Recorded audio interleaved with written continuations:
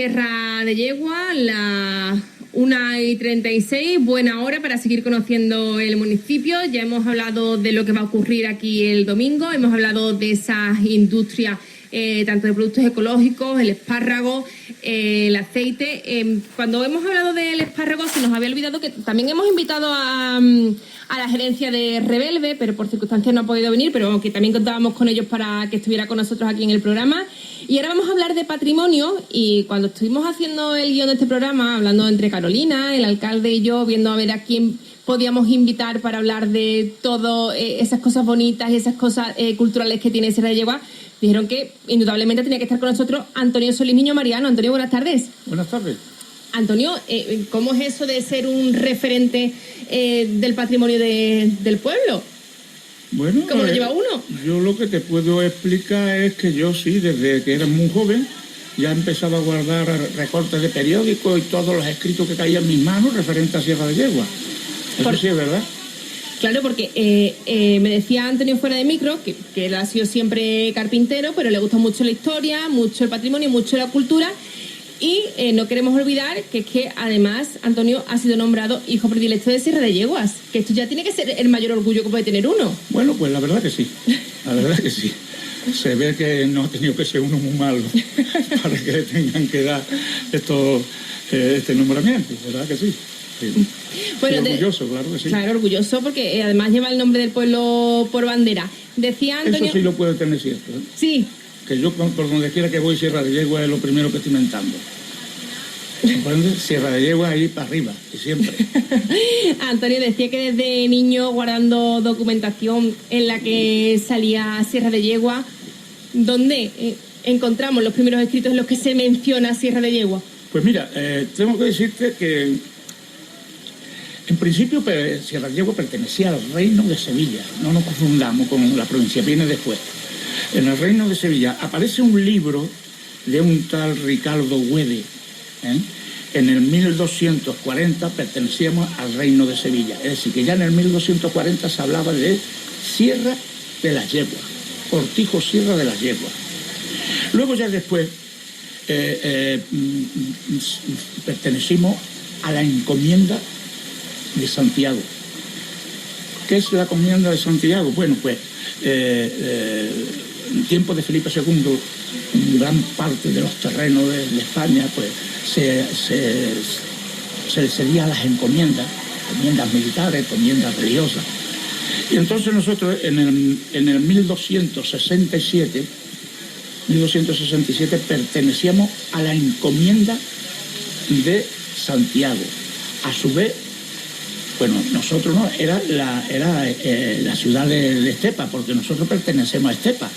Y entonces, por supuesto, pertenecíamos también a la encomienda. Claro. Luego después de la encomienda, esta encomienda en tiempo de Felipe II, porque le hacía falta los dineros, bien, hay quien diga que era por una guerra que mantuvo con Túnez y tal. Pues entonces se vendió esta encomienda de Santiago, se le vende a un genovés, a un marqués genovés, marqués de Aura. Se le vende a este genovés y se convierte en marquesado, Estepa también. Entonces este marqués era marqués de Aura. Y luego se le da el título de marqués de Estepa a su hijo Juan Bautista Centurión. Hasta por ahí vamos con lo que es el marquesado. Es el marquesado y ya... La iglesia es uno de los...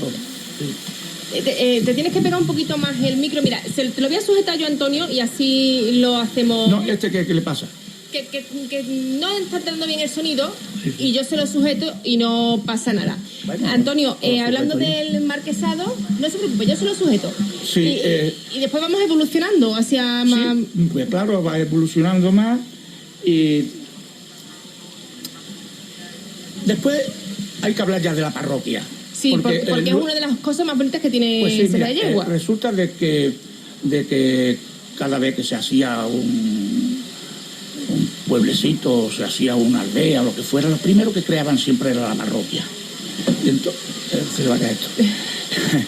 Entonces se crea la parroquia, pero antes de crearse con parroquia ya estaba la iglesia funcionando, ¿no? Y aquí se crea la parroquia por un obispo, por Miguel Sánchez de Sardaña, que a su vez era vicario de Estepa. Y claro, este fue el que ya crea la parroquia de Sierra de Yegua en el 1578. Ya existía como iglesia. ¿Qué quiere decir? Que como parroquia ya luego, pues incluso se le daba la pila bautismal, porque hasta entonces los niños de Sierra de Yegua se bautizaban o bien en la Roda de Andalucía o bien en Estepa. Claro, hasta que no había pila no se podía bautizar aquí. Exactamente. Y ya luego la pila bautismal se la conceden a Sierra de Yegua en el 1592. Fíjate que fue incluso antes que el Consejo Municipal. ¿Por qué? Porque era tan importante la iglesia, o más importante incluso que el Consejo Municipal. Por entonces el documento más que se le exigía más a un ciudadano era la partida de bautismo.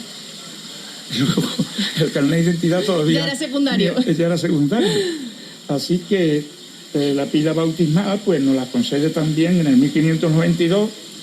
Tenemos una joya por la custodia que tiene Sierra de Yegua, que es del 1565, grabada en el 1565, incluso la cruz parroquial.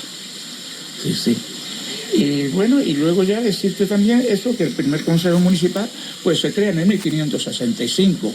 Su primer alcalde fue don Juan Palacín.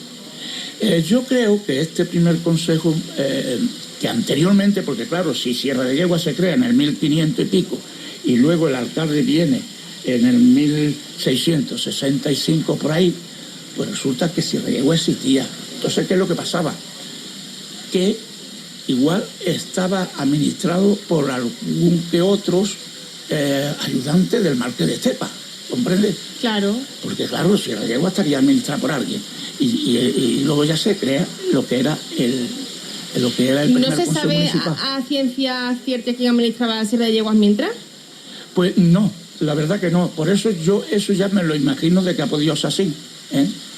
Lo único que sé es que el primer consejo municipal pues se crea en el 1605. Y su alcalde, como te he dicho antes, era el don Juan Palacín. Eso es un breve repaso de la historia de Sierra de Yegua. Repaso, claro que sí. Ya te digo, te puedo decir que tengo escrita de historia de Sierra de Yegua más de 600 páginas. Eso queríamos que antes de despedirnos habláramos, Antonio, porque más de 600 páginas, 3 libros. ¿Cómo están organizados esos libros? Bueno, esos libros están organizados. El primero se me ocurre, era yo todavía bastante más joven, pero se me ocurre. Mira, este pueblo es muy aficionado al cante de saeta. Y entonces me gusta la saeta, soy saetero.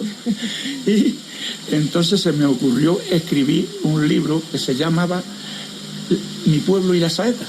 Entonces ahí hablo de todos los saeteros que me precedieron, después los que estuvieron conmigo y luego incluso puso una escuela de saeta que enseñaba unos pocos de niños y niñas, entre ellas la chica que estaba aquí antes, la Monse. Pues, bueno, Monse también canta saeta, lo apuntamos para la próxima vez que vengamos y se lo recordaremos. Sí. Y monté la escuela de saeta y a raíz de ahí ya pues me puse toma castaña, que se ha caído y encima mía. Se nos ha caído el cartón. No pasa nada. No pasa nada. Y entonces puse la escuela de saeta, después creamos una procesión infantil, después también creamos anteriormente se creó la procesión de la pollinica, y en todos esos sitios pues estuve siempre participando, porque yo donde quiera que me han llamado, ahí ha estado el niño Mariano, Antonio Solís, ha estado ahí participando. ¿El segundo libro? ¿Sobre qué, Antonio? El segundo libro ya hablaba de nostalgia serrana. Ahí sí encuentran nostalgia serrana, que habían de haber dado algún libro de eso, que lo tiene el ayuntamiento. No pasa nada. En nostalgia serrana se habla ya de todo de Sierra de Yegua, incluso del deporte, del fútbol, que también estuve muy vinculado con el fútbol de Sierra de Yegua. Y entonces, y después ya, pues, toda esta historia que te he contado del marquesado de Estepa y de Sierra de Yegua, que pertenecía a este marquesado, pues de todo eso se habla también en este libro. ¿Y en el tercero? Y por último cierro el libro, lo cierro ya también con el bandolerismo. porque también por esta zona... Sí, la zona también es propicia a eso. Es propicia a eso.